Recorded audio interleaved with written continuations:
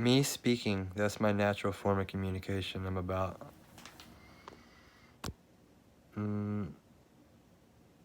as close as I'm gonna get being effective in my communication if I'm speaking, which is my natural form, in person to a person. That's gonna be closest thing to 100% effectiveness. However, if you force me to talk on a phone, if you force me to speak on a phone, you have now reduced my 100% effectiveness down to effectiveness about 15%. In other words, you robbed 85% of the effectiveness out of this communication on a good day. And that's based on if you're actually being ethical and moral in our communication to one another. You've removed 85% of my ability to communicate. And then when you act like I'm stupid on the phone because I don't do well in this, hello?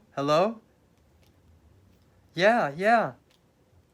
Like I'm talking to a CB, or like back in the 18th, 19th century rather, 20th century. Not effective. If you make me talk on the phone, you're taking that 85% of the communication. If you're unethical and immoral, well, you know, then that 15% of the communication that it could be, it's just doo-doo.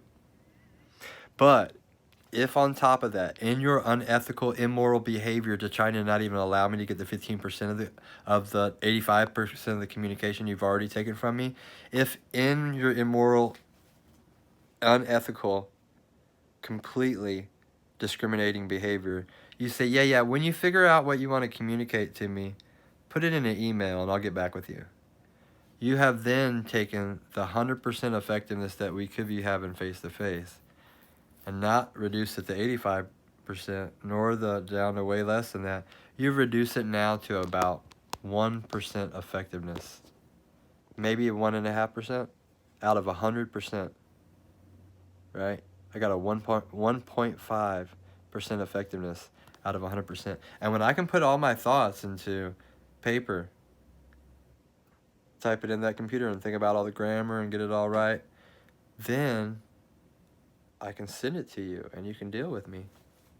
And you think that you're cute with that type of behavior, reducing my effectiveness, not only as you have been, Texas State University, for years, not allowing me to come up to campus in all your different ways, including now, oh, yeah, come up to the campus, we'll help you, just make sure you got that mask on. Make sure you got that virtue on your face. Because if you try to come up on this campus and you don't have that virtue on your face, well, you ain't gonna get no service here. So call us on the phone otherwise. I'm saying you're really being cruel. That's what you're doing. You're really being cruel and unethical and immoral and passing me off to other people and calling people to give me fabulous answers that I never asked, just so basically they can have me on the phone to abuse me, and write it down how they spent time communicating with Mr. Brillhart. That's just really.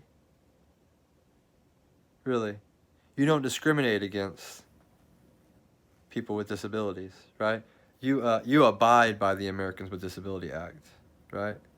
You don't violate 504 Section 2 of the Rehabilitation Act of 1972. No, we uphold the law on campus, right? And with regard to Mr. Brillhart, how he cannot wear a mask, neither psychologically nor physically, which he both has an exemption for the psychological or the mental, as well as the physical reasons why he can't wear a mask. Come up. We're not saying you can't come to campus. Come to campus. Right? Just make sure you have a mask on. Now, if I talk to you in your office, you ain't got a mask on. But if the teachers talk to people in their classes, they have masks on because they're forced to.